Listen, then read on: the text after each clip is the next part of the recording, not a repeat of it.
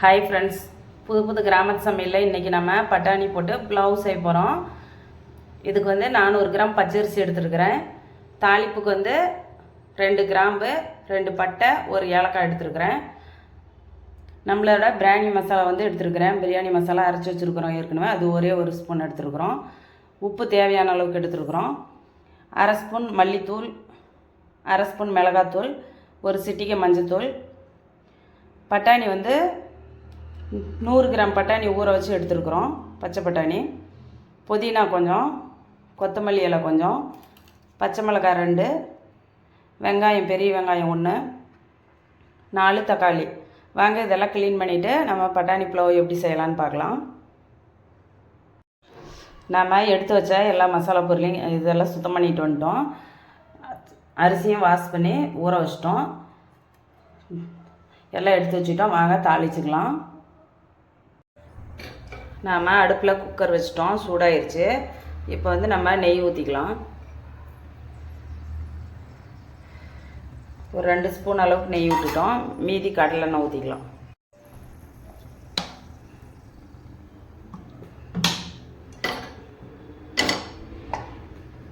இது டோட்டலாகவே ஒரு 75 மில்லி எண்ணெய் தான் இருக்கும், ரெண்டும் சேர்த்து.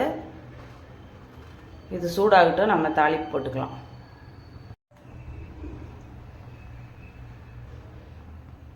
எண்ணெய் நெய் சூடாயிடுச்சு. நம்ம எடுத்து வச்ச பட்டை, கிராம்பு, ஏலக்காய் போட்டுக்கலாம்.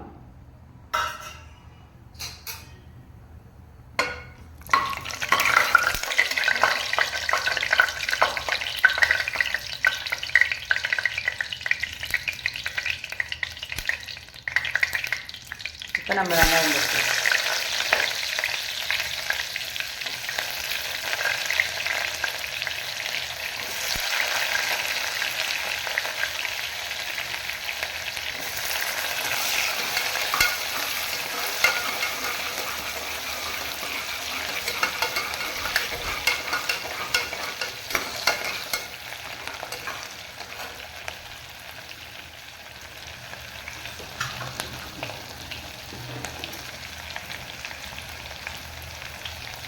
பச்சை மிளகா சேர்த்துக்கலாம்.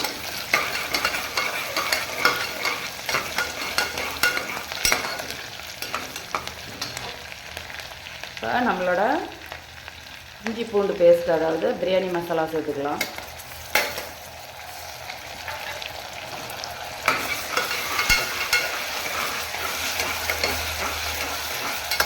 இதே நம்ம பிரியாணி சேர்க்குற மாதிரி அதிகமாக சேர்க்கல, கம்மியாக தான் சேர்த்துருக்குறோம். ஏன்னா புலாவ் செய்கிறதுனால கம்மியான அளவில் சேர்த்துருக்கோம்.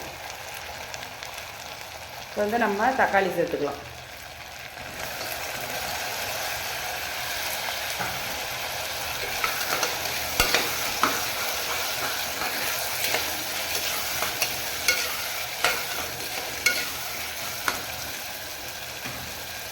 கொஞ்சம் உப்பு போட்டுக்கலாம்.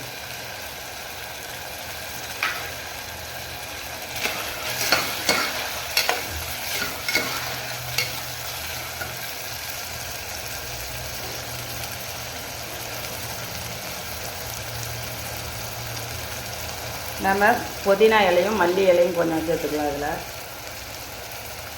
இப்போ நம்ம எடுத்து வச்சுருந்த பச்சை பட்டாணி சேர்த்துக்கலாம். இது வேக வைக்கல, ஊற வச்சு மட்டும் வாஷ் பண்ணி வச்சுருக்குறோம், அவ்வளோதான். இது இந்த மசாலா வழியாக தான் வேக வச்சுக்கிறோம். நம்ம இப்போ மல்லித்தூள், மிளகாத்தூள், மஞ்சத்தூள் சேர்த்துக்கிறோம். இதுக்கு நம்ம கேசரி கலர் போட மாட்டோம், அதனால் மஞ்சத்தூள் சேர்த்துக்கிறோம். இப்போ நல்லா கொஞ்சம் நேரம் இதை வதக்கி விட்டுட்டு நம்ம இதுக்கு கொஞ்சம் தண்ணி ஊற்றணும். இது கொஞ்சம் நேரம் வதங்கட்டும், தண்ணி ஊற்றிக்கலாம். இதெல்லாம் கொஞ்சமாக தண்ணி ஊற்றிக்கலாம், ஏன்னா பட்டாணி வேகணும். 100 மில்லி அளவுக்கு தண்ணி ஊற்றி விட்டுருக்குறேன். பட்டாணி நல்லா கொஞ்சம் வேகட்டும், அதுக்கப்புறம் நம்ம அளவு தண்ணி ஊற்றிக்கலாம். நம்ம 400 கிராம் அரிசி எடுத்துருக்குறோம், 800 மில்லி தண்ணி ஊற்றணும். இதுக்கு இது மூடி விட்டுடலாம், வேகட்டும். நாம் குக்கரில் இந்த பட்டாணியை போட்டு 1 விசில் விட்டுருக்குறோம். விசில் வந்தோடனே நம்ம அளவு தண்ணி ஊற்றிக்கலாம். இப்போ நம்ம பட்டாணியை 1 விசில் விட்டுக்கிட்டோம். ஓப்பன் பண்ணிவிட்டு நம்ம அளவு தண்ணி ஊற்றிக்கலாம். இதுலேயே கொஞ்சம் தண்ணி இருக்கிறதுனால 3/4 லிட்டர் தண்ணி மட்டும் நான் ஊற்றிக்கிட்டேன். 750 மில்லி இதுலேயே கொஞ்சம் தண்ணி இருக்குது, அதே சரியாக போயிடும். பட்டாணி வந்து ஒரு விசில் விட்டு வேக வச்சுட்டேன். 2 விசில் விட்டோம்னா குழஞ்சிரும். இப்போ நம்ம கொஞ்சம் உப்பு பத்தலைன்னா போட்டுக்கலாம். அரிசி போட்ட பின்னாடி உப்பு சரி பார்த்துட்டு போட்டுக்கலாம். தண்ணி கொஞ்சம் கொதிக்கிட்டு நம்ம அரிசி சேர்த்துக்கலாம். நம்மளோட பட்டாணி புலாவுக்கு வந்து தண்ணி உலை கொதிச்சிருச்சு. நம்ம அரிசி சேர்த்துக்கலாம்.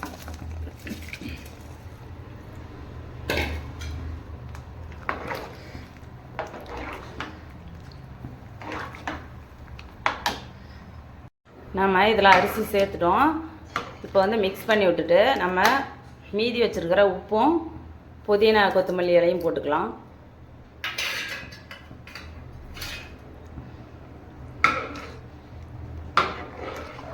நல்லா மிக்ஸ் பண்ணி விட்டுட்டு நம்ம உப்பு டேஸ்ட் பார்த்துட்டு மூடி போட்டு விட்டுடலாம். மூடி போட்டு ஒரு விசில் விடலாம், இல்லை 2 விசில் கூட விட்டுக்கலாம். சாப்பாடு குழையாது.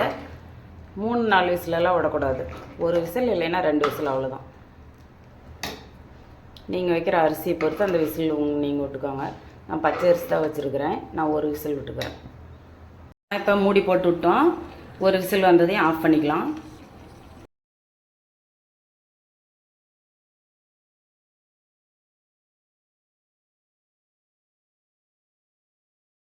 நம்மளோட பட்டாணி புலாவ் வந்து ரெடி ஆயிடுச்சு. எடுத்து விசில் செக் பண்ணிவிட்டு நான் எடுத்து வச்சுட்டேன்.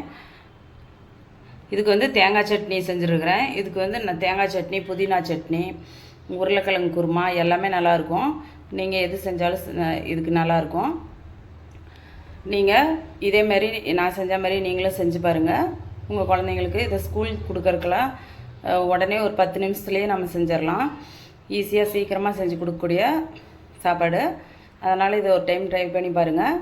நான் செஞ்ச இந்த ரெசிபி பிடிச்சிருந்துச்சின்னா என்னோடய சேனல் சப்ஸ்கிரைப் பண்ணுங்கள். உங்கள் சொந்தங்களுக்கு ஷேர் பண்ணுங்கள். லைக் பண்ணுங்கள். நன்றி.